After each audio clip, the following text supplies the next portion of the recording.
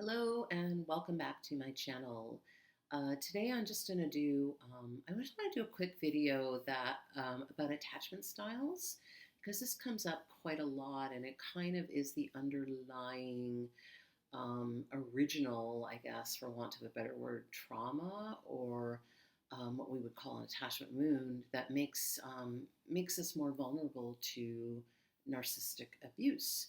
So, if you're not familiar with attachment styles, it's basically the way that we relate to others in any type of relationship. So, I'm going to start with what we call secure attachment. Secure attachment is the gold standard. It's what we all would love or wish maybe we'd had. Unfortunately, it's not as common as I would like it to be, but it is basically a feeling of okayness.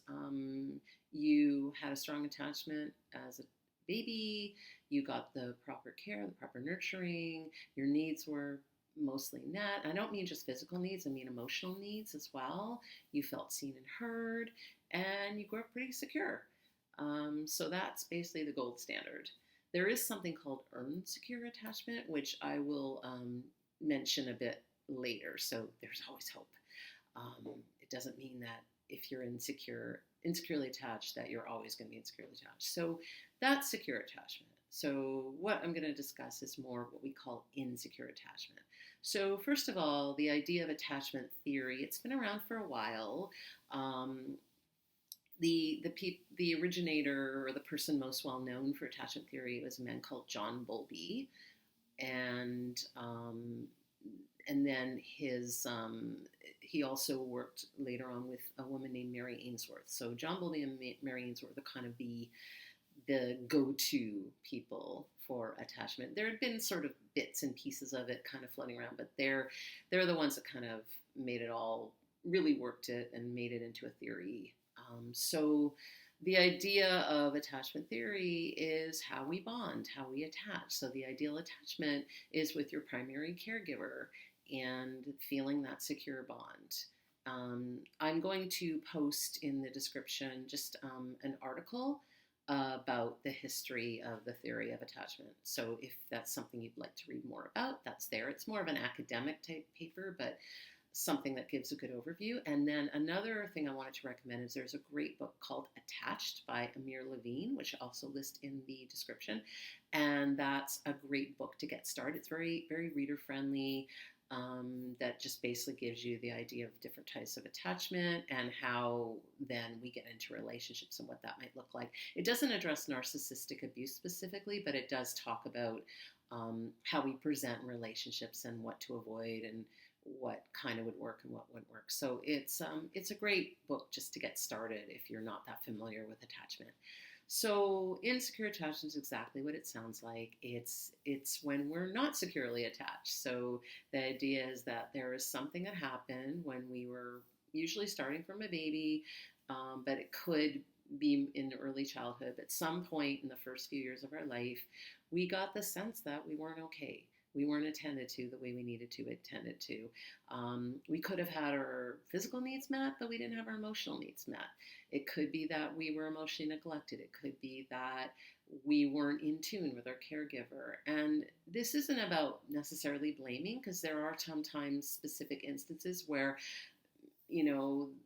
maybe, and it's usually the mom who, at least when we're babies or from a young age, we attach to. But again, that could be the father, that could be any caregiver, depending on what your family of origin looked like.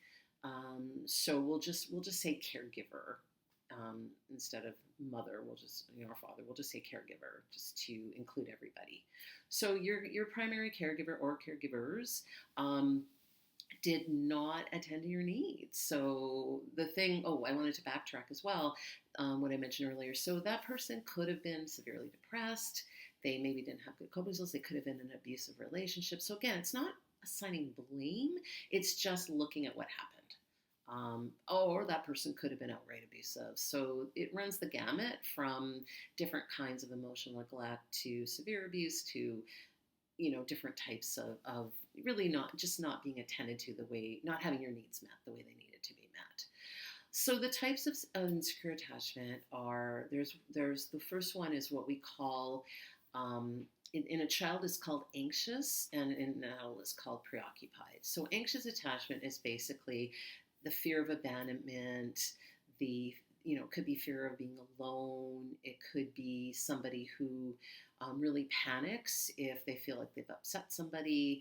They need to have someone around all the time. They're always afraid they're going to get left. So it's this feeling of not okayness without being very much attached to someone, and usually it's an unhealthy attachment. It's very meshed. It's very needs to know what's going on at all times, and they never feel, even when the person's around, they never feel completely okay or comfortable. Then there is something we call avoidant attachment, which is basically this idea, and there's still anxiety underneath because that person still wants attachment deep down, but they're really afraid of it. So they're the one that pushes people away. They're the one that might test somebody. Oh, if you really love me, and oh, you don't really love me, I guess you don't care. They might run away. They might never get involved with anyone. The attitude might be about giving up. Oh, no one ever was there to look out for me, so I may as well just be by myself. I'll just do everything myself. So the avoidant could be what we call, I guess, the commitment phobe, this idea that it's really scary to be involved with someone for whatever reason, whether they don't want to feel trapped, whether they don't want to be disappointed by someone or disappoint someone. That's why there's anxiety underneath there generally, because it's not like an avoidant person isn't usually like, yay, I'm avoidant. It's more, again, it's an attachment wound, but it's more of avoiding closeness as opposed to craving closeness. And then we have one that's kind of a blend called disorganized attachment. I always call it the come here, go away.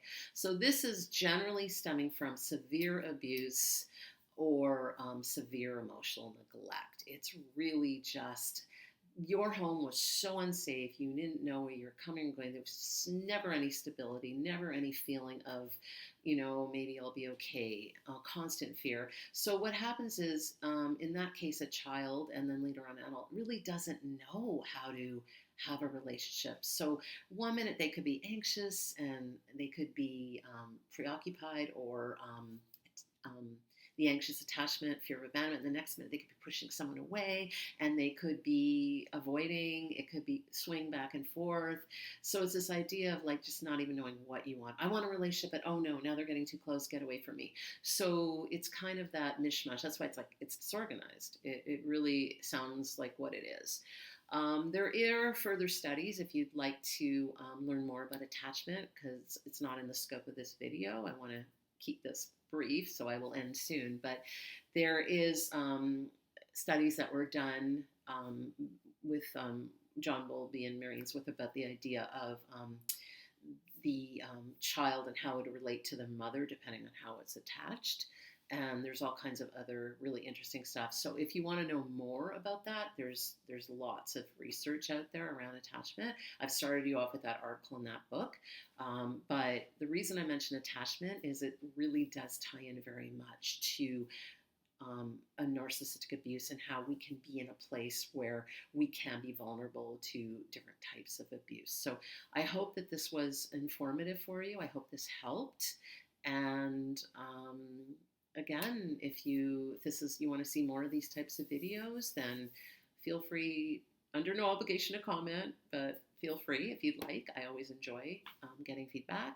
And like and subscribe if you want. Up to you. So until next time, thanks for watching.